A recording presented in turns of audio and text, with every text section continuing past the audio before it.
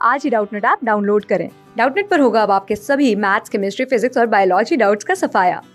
बस अपने क्वेश्चन की फोटो खींचो, उसे क्रॉप करो और तुरंत वीडियो सोल्यूशन पाओ। Download now. प्रश्न दिया है, पृथ्वी की सतह पर सूर्य प्रकाश की तीव्रता 1400 वॉट प्रति वर्ग मीटर में माना आता है। ठीक है, माना सूर्य प्रकाश की जो माध्य तरंग दैर्ध्य है वो 6000 एंगस्ट्रॉम मान करके हम लोग को गणना करनी है। यहाँ पे ए प्रकाश विकिरण के लंबवत पृथ्वी के 1 वर्ग मीटर क्षेत्रफल पर पहुंचने वाले फोटोन फ्लक्स का, और बी सूर्य से प्रति सेकंड उत्सर्जित फोटोनों की संख्या ज्ञात करनी है। यह मानकर की कक्षा की जो औसत त्रिज्या है 1.4 × 10⁻11 मीटर है। तो आइए हम लोग इस प्रश्न को यहाँ पे हल करते हैं और एक एक करके इनके मान को ज्ञात करते हैं। तो हमें यहाँ पे सभी मान जो है दिए गए हैं। सबसे पहले हम लोग ए विकल्प को यहाँ पे हल करेंगे, जिसमें हम लोग को ज्ञात करना है कि फोटोन का यहाँ पे जो फ्लक्स है वह कितना होगा। तो फोटोन फ्लक्स हम लोग यहाँ पे निकालेंगे। ठीक है, इसे हम लोग फाई पी के रूप में दर्शा देते हैं फोटोन फ्लक्स को। तो ये हमारे पास हो जाता है प्रकाश की तीव्रता गुणित क्षेत्रफल ई बटे यहाँ पे जो विद्युत क्षेत्र है ई। ठीक है, तो इसका मान निकालने के लिए, यानी कि जो विद्युत क्षेत्र नहीं है, फोटोन की ऊर्जा होती है। तो फोटोन की ऊर्जा हमें इसके लिए ज्ञात करनी रहेगी। इसे हम लोग समीकरण 1 नाम दे देते हैं। फोटोन की ऊर्जा ई बराबर हमारे पास यहाँ पे हो जाता है एच सी बटे लैम्डा, जहाँ पे एच प्लांक नियतांक है, सी प्रकाश का वेग हो जाएगा और लैम्डा जो है तरंग दैर्ध्य जो प्रकाश यहाँ पे प्रयुक्त हो रहा है।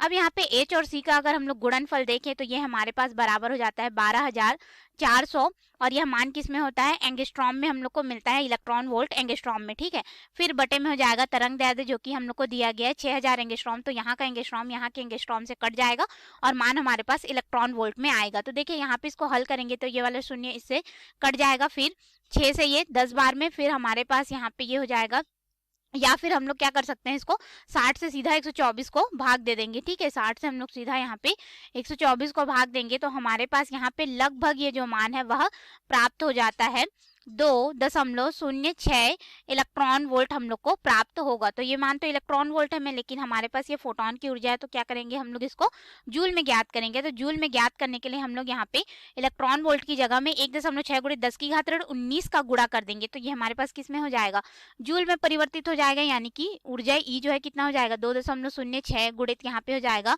1.6 × 10⁻19। अब यह मान जूल में होगा तो जूल में लगभग इसका मान हमारे पास यहाँ पे हो जाता है 3.3 × 10⁻19 जूल के बराबर। तो फोटोन की ऊर्जा मिल गई। अब इस मान को हम लोग क्या कर सकते हैं, समीकरण 1 में रख देंगे।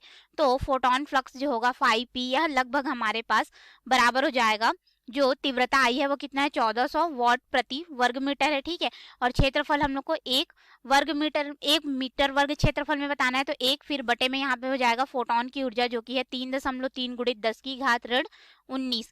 अब इसको आगे हल करेंगे तो देखिए 10⁻19 है तो ऊपर जाएगा धनात्मक 19 होगा, ये 14 × 10 हमारे पास हो जाएगा 2, या फिर इसको ये लिख सकते हैं 1.4 × 10 हम लोग यहाँ पे धनात्मक 3 भी लिख सकते हैं। ठीक है, तो इस पूरे मान को जब हम लोग हल कर लेंगे तो लगभग हमारे पास मान हो जाएगा 4.22 × 10 यहाँ पे हो जाएगा धनात्मक 21।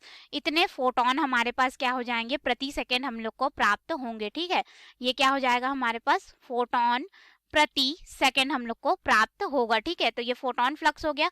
अब फोटोन फ्लक्स निकल गया तो हम लोग अपने बी विकल्प में आएंगे, जिसमें हम लोग को यहाँ पे ज्ञात करने के लिए बोला गया फोटोनों की संख्या कितनी होगी, जबकि कक्षा की औसत त्रिज्या 1.49 × 10⁻11 मीटर हमें लेना है। तो फोटोनों की संख्या को हम लोग यहाँ पे एन से दर्शाते हैं और यहाँ पे हमारे पास हो जाता है जो फोटोनों का यहाँ पे जो तीव्रता आ रही है। ठीक है, इसको हम लोग यहाँ पे P के रूप में दर्शा देते हैं, फिर बटे में हो जाता है फोटोन की ऊर्जा E, और यह जो तीव्रता E होता है जिस क्षेत्रफल में आ रहा है उसके लिए हम लोग लेते हैं, तो ये हमारे पास हो जाता है तीव्रता I गुणित क्षेत्रफल A बटे यहाँ पे फिर हमारे पास हो जाता है फोटोन की ऊर्जा। लेकिन ये जो तीव्रता होती है यह कौन से क्षेत्रफल के साथ होगा, तो ये क्षेत्रफल A डेश होगा। क्यों, क्योंकि हमें यहाँ पे जो कक्षा जिस कक्षा से औसत त्रिज्या जो हमें मिल रही है उसके लिए मान होता है, यानी कि फोटोन प्रति सेकेंड हम लोग को जो मिलेगा फोटोन की ऊर्जा के साथ उस रूप में।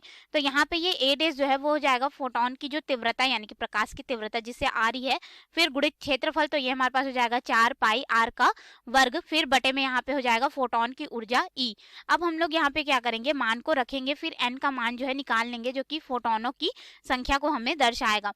तो यहाँ पे तीव्रता हमें कितना दिया गया था 1400 वॉट प्रति वर्ग मीटर, फिर यहाँ पे गुणित हो जाएगा 4 और पाई का मान हम लोग ले लेते हैं 3.14, फिर त्रिज्या का जो मान है हम लोग को दिया गया है 1.49 गुणित 10 की घात यहाँ पे 11 और फिर इसका हम लोग कर देंगे वर्ग, फिर बटे में हमारे पास हो जाएगा फोटोन की ऊर्जा जो कि हम लोग निकाल चुके हैं 3.3 गुणित 10 की घात यहाँ पे ऋण 19। अब हम लोग इस पूरे मान को जब हल करेंगे तो फोटोनों की संख्या n बराबर लगभग हम लोग को प्राप्त हो जाएगा 1.18 गुणित 10 की घात यहाँ पे हो जाएगा 45 फोटोन प्रति सेकेंड उत्सर्जित होंगे। तो इसके अनुसार अगर हम लोग देखें तो हमने दोनों ही विकल्पों को यहाँ पे निकाल लिया है। ए के लिए हम लोग को यहाँ पे प्राप्त हो गया फोटोन फ्लक्स का मान 4.22 गुणित 10 की घात 21 फोटोन प्रति सेकेंड और हमारे पास यहाँ पे फोटोनों की संख्या मिली है 1.18 गुणित 10 की घात 45 फोटोन प्रति सेकेंड। धन्यवाद।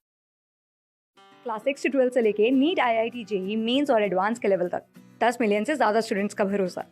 आज ही डाउनलोड करें डाउटनेट ऐप या व्हाट्सएप कीजिए अपने डाउट्स 8400 400 400 पर।